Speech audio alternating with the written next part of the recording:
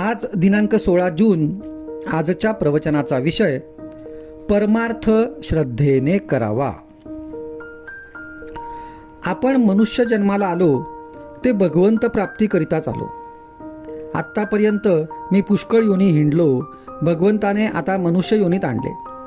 भगवंता आता नाही तुला विसरणार असे कबूल करूनही आपण जन्मास आलो नाही तर लगेच तू कोण असे म्हणू लागतो. संत आपल्याला तोच मी असे भगवंताजवळ कबूल करून आल्याची आठवण करून देतात. पण संतांनी जागी केले तरी आम्ही मात्र पुन्हा तोंडावरून पांघरून ओढून घेतो. याला काय करावे? झोपेचे सोंग घेतलेल्याला जागे करणे कठीणच जाते.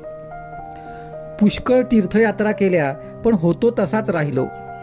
यात दोष गंगेचा की माझा? गंगेच्या काठी कितीतरी लोक येतात, स्नान करतात, पूजा अर्चा करतात. मग हे कलियुग आहे असे कसे म्हणावे? असे एकाने म्हटले. यावर दुसरा म्हणाला, याचे प्रत्यंतर समोरच दाखवतो. समोर एक रक्तपिती माणूस बसला आहे. त्याला जो पापी नसेल त्याने कवटाळावे म्हणजे त्याची रक्तपिती जाईल. पण एवढे होईल की जर कवटाळणारा पापी असेल तर त्याला या माणसाची रक्तपिती होईल. असे समजल्यावर जो तो हळूहळू तिथून पसार होऊ लागला. म्हणजे एवढे नेमनिष्ठ विद्वान गंगामाईचे रोज स्नान करणारे तरी आपले अंतःकरण शुद्ध झाले असे त्या कुणालाच वाटले नाही.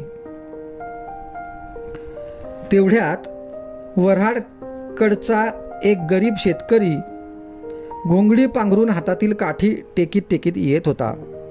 त्याची निष्ठाच अशी की गंगेत स्नान केले की सर्व पापे नष्ट होतात.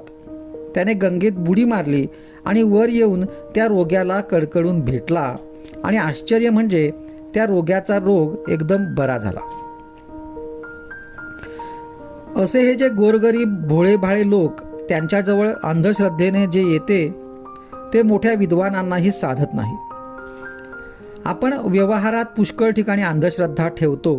घरून कचेरीला निघताना वेळेवर आपण पोहोचू अशी अंधश्रद्धा आपली असतेच. कधीकधी आकस्मिक कारणाने आपण कचेरीला पोहोचू शकत नाही तरी पण आपण भरवसा ठेवतोच. व्यवहारात आपण एकमेकांवर जेवढी निष्ठा ठेवतो तेवढी जरी भगवंतावर ठेवली तरी भगवंत आपल्याला समाधान देईल.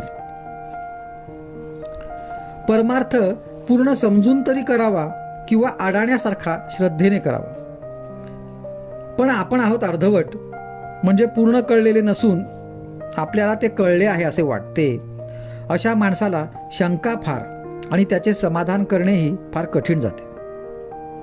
अमुक एक खरे आहे असे कळून सुद्धा ज्याला आचरणात आणता येत नाही तो मनुष्य खरा अज्ञानी. जे अनुभवाने सुधारले तेच शहाणे भले. आजचा सुविचार. परमार्थामध्ये अंधश्रद्धेची मुळीच गरज नाही, पण तेथे श्रद्धेशिवाय मुळीच चालायचे नाही.